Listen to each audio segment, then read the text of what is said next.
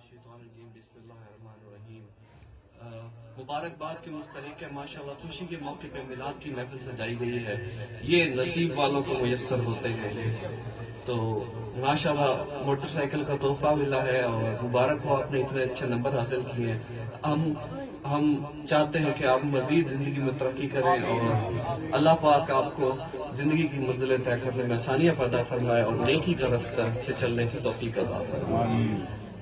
اللہ فرماتا ہے وَمَا أَرْسَلْنَاكَ إِلَّا رَحْمَةً لِلْعَالَمِينَ، ہم نے آپ کو تمام جہانوں کے لیے رحمت والا بنا کر بھیجا، دو جہانوں کے لیے نہیں، تمام جہانوں کے لیے، جو جہان گزر چکے ہیں اور جو جہان آنے والے ہیں، میرے آقا سب کے لیے رحمت ہے۔ تو اس حوالے سے ایک واقعہ بیان کرتا ہوں۔ ایک دفعہ کا ذکر ہے کہ جب فتح مکہ پہ، جب مکہ پہ رسول اللہ صلی اللہ علیہ وسلم فتح کرنے والے تھے، اس وقت کی بات ہے کہ ابو سفیان اور اس کی بیوی ہندہ جو اسلام کے بہت بڑے دشمن تھے، ایک دن وہ دونوں بڑے پریشان تھے۔ جب مسلمانوں کی فوجیں وہاں مکہ کے قریب پہنچی تو وہ دونوں بڑے ورد تھے۔ تو ابو سفیان جو ہے وہ باہر دیکھنے آتا ہے کہ مسلمانوں کا کتنا بڑا لشکر ہے، کتنے زیادہ فوجی ہیں۔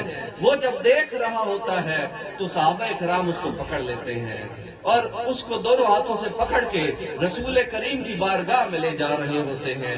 اور جب ابو سفیان کو پکڑ کر لے کر جایا جا رہا ہوتا ہے تب اسے وہ وقت یاد آتا ہے جب اس نے مسلمانوں پر ظلم کیے تھے، جب اس نے جنگ بدر میں مسلمانوں کو شہید کیا تھا، جنگ احد میں رسول کریم کے دانت مبارک شہید کیے تھے۔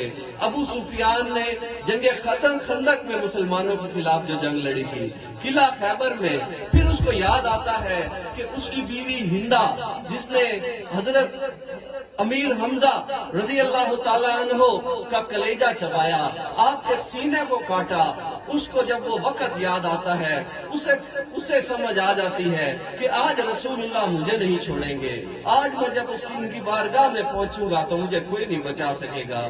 تو جب نبی کریم صلی اللہ علیہ وسلم کی بارگاہ میں خبر پہنچتی ہے کہ ابو سفیان گرفتار ہو چکا ہے تو نعرہ تکبیر بلند کرتے ہیں، اللہ اکبر، سب صحابہ کہتے ہیں نعرہ تکبیر، اللہ اکبر۔ تو صحابہ کرام کو جب یہ پتہ چلتا ہے تو حضرت عمر اپنی تلوار کو میان سے نکال دیتے ہیں۔ آپ کہتے ہیں کہ سب فساد کی جڑ ابو سفیان ہے، تو ہم آج اسے نہیں چھوڑیں گے، آج اسے قتل کریں گے۔ تو میرے آقا تو مہربان ہیں، آپ تو رحمت للعالمین ہیں۔ میرے آقا کے چہرے پر مسکراہٹ آتی ہے اور آپ فرماتے ہیں عمر تم رک جاؤ، اس کو آ تو لینے دو۔ تو وہ جب میرے حضور کی بارگاہ میں ابو سفیان کو لایا جاتا ہے اور وہ کانپ رہا ہوتا ہے تو میرے آقا فرماتے ہیں اس کے ہاتھوں کو کھول دو، اس کو پانی پلاؤ۔ تو یہ عنایت اور یہ مہربانیاں اور کون دکھا سکتا ہے میرے آقا کے علاوہ؟ تو جب اس کو پانی پلایا جاتا ہے تو میرے آقا فرماتے ہیں ابو سفیان کیا لینے آئے ہو، تم یہاں کیوں آئے ہو؟ تو ابو سفیان کہتا ہے کہ میں اپنی جان بچانا چاہتا ہوں اور میں اب مسلمان ہونا چاہتا ہوں۔ تو میرے آقا تو معاف فرما دینے والے ہیں، آپ نے پچھلے سارے ریکارڈ اس کے معاف فرما دیے۔ میرے آقا فرماتے ہیں جا میں تجھے معاف کرتا ہوں اور پڑھ لا الہ الا اللہ محمد رسول اللہ۔ نعرہ تکبیر، نعرہ رسالت، نعرہ حیدری، نعرہ غوثیہ، آستانہ عالیہ منگانی شریف، آستانہ عالیہ منگانی شریف۔ میرے آقا فرماتے ہیں صرف یہی نہیں کہ تمہیں بخش دیا، تم اب گھر چلے جاؤ، تمہارے گھر پہ کوئی حملہ نہیں کرے گا، تمہارے گھر میں جو شخص موجود ہوگا اس پر بھی امان ہوگی۔ جب میں صبح مکہ فتح کروں گا تم بھی محفوظ ہو، تمہاری فیملی بھی محفوظ ہے اور جو کوئی تمہارے گھر میں ہے وہ سب محفوظ ہیں۔ اور سن لو، جا کر مکے والوں کو بتاؤ، میرے حضور مکے والوں کے ہاتھ کیا پیغام بھیجتے ہیں۔ صبح مکہ فتح ہوتا ہے ہے۔ میرے آقا کیا فرماتے ہیں؟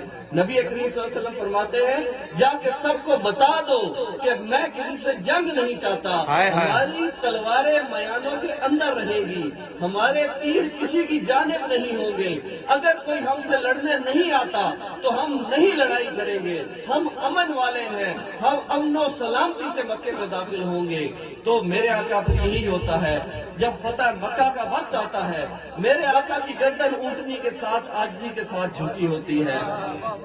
وہ جو دو جہان کا والی ہے، جو دو جہان کا مالک ہے، کتنی مہربانی اور محبت سے مکہ میں جا رہے ہیں، اور مکہ میں جب جاتے ہیں تو میرے آقا کیا اعلان کرواتے ہیں؟ جب فتح مکہ ہو رہی ہوتی ہے میرے آقا حضرت بلال کو آگے کرتے ہیں اور حضرت بلال سے اعلان فرماتے ہیں کسی کی عورتوں کو زخمی نہیں کرنا، کسی کے بچوں کو زخمی نہیں کرنا، کسی کے کھیت نہیں جلانے، کسی کا گھر نہیں توڑنا، کسی کی جو سامان ہے اس کا نقصان نہیں کرنا، کسی کی دیواریں نہیں گرانی، کسی کا کچھ بھی نقصان نہیں کرنا، ہم امن والے ہیں۔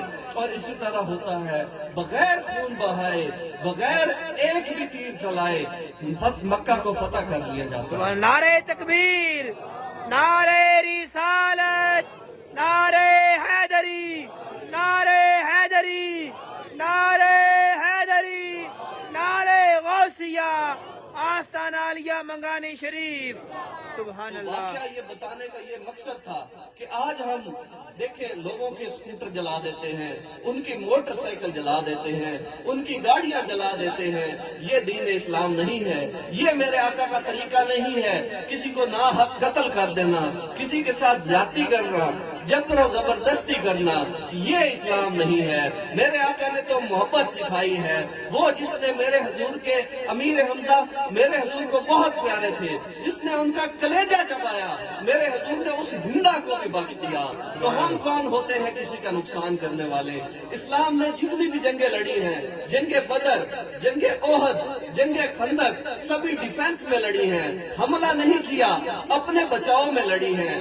وہ حملہ آور ہوئے اور میرے آقا نے آگے سے ڈیفینڈ کیا اور تھوڑے سپاہیوں کے ساتھ ڈیفینڈ کیا، لیکن میرے اللہ کی مدد تھی کہ رسول اللہ ہمیشہ کامیاب ہوئے۔ سبحان اللہ، سبحان اللہ۔ یہ طریقہ ہے کہ اپنے آپ کو ڈیفینڈ کرنا ہے، حملہ نہیں کرنا، لوگوں کی املاک کو نقصان نہیں پہنچانا، لوگوں کو تکلیف نہیں دینی، یہ اصل اسلام کا طریقہ ہے۔